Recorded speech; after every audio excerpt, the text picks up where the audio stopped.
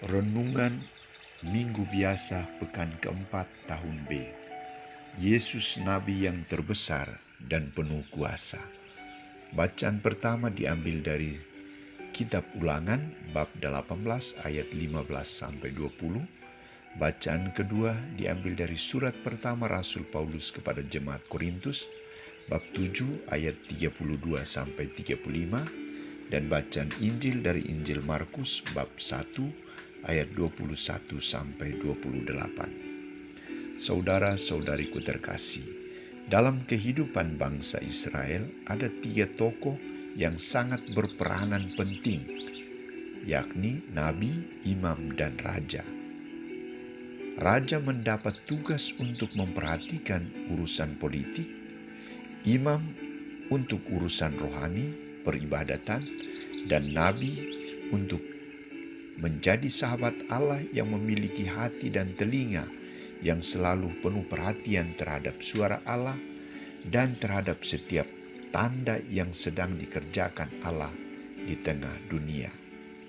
3 bacaan hari ini berbicara secara khusus tentang nabi yang direncanakan Allah dan hadir dengan penuh kuasa.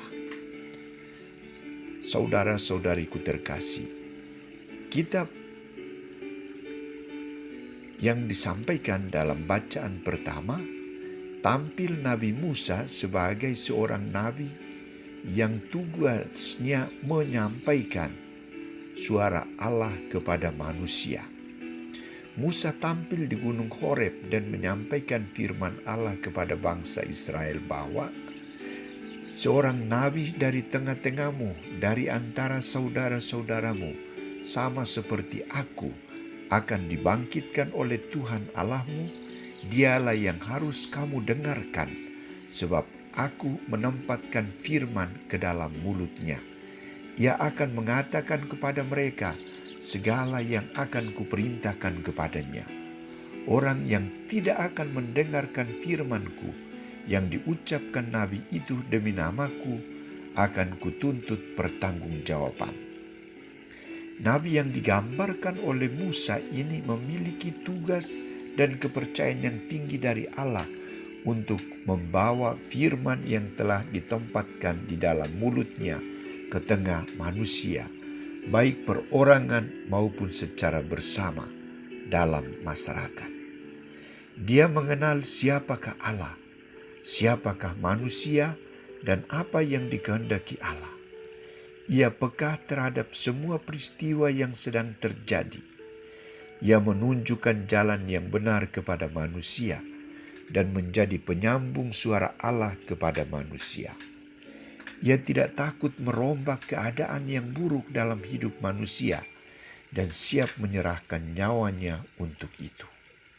Nabi yang dimaksudkan oleh Musa adalah Yesus Kristus sebagai Musa yang baru. Melalui dia, Allah membuka hati kepada manusia, kepada kita. Maka apa yang dikerjakan oleh Yesus sebagai Musa yang baru? Saudara-saudariku terkasih, kisah Injil hari ini, Santo Markus menampilkan Yesus, Nabi yang baru, yang tampil mengajar sebagai seorang yang berkuasa. Apa yang dikatakan atau diajarkan Yesus adalah bukan semata-mata perkataan hamba, tetapi sabda penuh kuasa. Penampilan Yesus pertama di Kapernaum sungguh mengesankan orang banyak.